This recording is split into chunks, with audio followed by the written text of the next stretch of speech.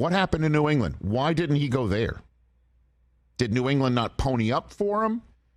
Did he not really consider them? Were the Patriots just something to go ahead and create a market where the Titans had to pony up?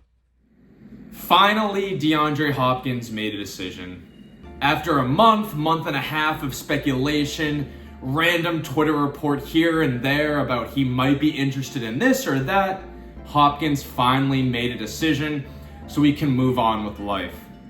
So Hopkins chose the Tennessee Titans, with Ryan Tannehill ultimately winning the mid-off battle with Mac Jones. And so the offer ended up being something along the lines of 2 for $26 million, and then it can get upwards of $32 million, pending some incentives, with Pro Bowl, All-Pro yards, yada yada, kind of typical incentives. And so the Patriots did make an offer. They wanted DeAndre Hopkins. They wanted DeAndre Hopkins on the team to be a receiver, to be a deep guy and complement the team. The only thing, that offer was, to no shock at all, millions of dollars under the Tennessee Titans offer. Millions of dollars. And look, I never thought that DeAndre Hopkins would come to the Patriots, to be honest. But I also did not think that he would go to the Tennessee Titans. What I thought would ultimately happen was he would wait. He's kind of made it known he doesn't really like to practice. So he would wait. Could be weeks, kind of into training camp. And he would wait to see if an actually good team showed interest in the, former All-Pro receiver. Kansas City, Buffalo, Cincinnati, Philly. A team like that. For whatever reason, whether it was the market kind of dried up and one of those teams could swoop in, or one of the teams had a change of heart and would go, create a more competitive offer, or a receiver, like often happens every year, gets hurt and a good team needs to replace it, and why not replace it with a Pro Bowl type guy? It's perfect. But instead, he chose Mike Vrabel, Derrick Henry, and the Tennessee Titans. And so here we are. But the big takeaway from me, it's not that the Patriots blew it by getting DeAndre Hopkins. I think there were pros and cons of getting him. I mean, he's a little bit older and that is a lot of money.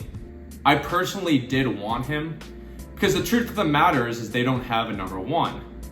But what absolutely bothered me, and the truth of the matter is, the Patriots, Bill Belichick, are delusional. And they are still operating like they have Tom Brady at quarterback. Like the team is good, like the team is a 12-13 win type team. That is what honestly sucks about this, is Bill Belichick's delusion that he can go lowball a good receiver and that they're just going to want to come play for the New England Patriots because it's the New England Patriots. I'm sorry, Bill. This is not 2016. I'm sorry. A good player, you're not going to be able to lowball. He's not going to want to come here. A good receiver is not going to leave millions of dollars on the table to get yelled at by Bill O'Brien and underthrown 5 yards by Mac Jones. I'm sorry. We got to get with the reality here, is that the Patriots at best are average. If you want talent, you're going to have to pay for it. And another frustrating thing about this whole ordeal is if there was any team right now equipped to pay a talented player at a position that they very much needed to fill, it was the New England Patriots. Now let's forget the cap space, because that's sort of fake, right? You take the guarantee, you convert it into a signing bonus, and it manipulates the cap. That number's fake. Let's talk real money. The Patriots are at the bottom of the league. I want to say it is 31 out of 32. So they are the second to last team in spending real money. So money from one Patriot place at Gillette Stadium going out to players the New England Patriots are second to last in the league. So they absolutely could have matched the deal with the Titans. And while Mac Jones is certainly not like that much of an upgrade from Ryan Tannehill, I do think with, a top-ranked defense and Bill O'Brien and Hopkins' relationship, had the money been the same, I am like 100% certain that DeAndre Hopkins would have chosen the Patriots over the Titans. They had that love a fest, Hard Knocks quote with Belichick and Hopkins. I love you, man. It's crazy, even though you steroided up, you're going to almost lead the league in receiving. It was just an absolute love fest. So there was clearly mutual respect. But the bottom line, Hopkins wanted money, and Bill Belichick is arrogant, delusional, and ultimately did not want to pay the receiver. It just sucks because, you go into the season after 3 years of pure mediocrity. In 2 years with Mac Jones, it might have served Bill Belichick well to get Mac some real talent. Because Mac has not had a true number one receiver at all in these 2 years. Not to mention he got paired with Patricia and Judge last year and it kind of derailed the whole operation. But Bill Belichick, he should be seeing, all right, let me get Mac some talent and let's see if he's actually good. Because the jury's kind of out, let's be real. He had a good rookie year and he had a terrible sophomore year.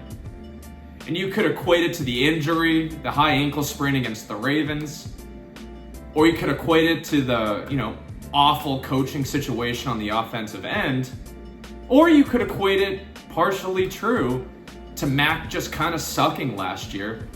The jury, though, is still out on Mac Jones as a quarterback.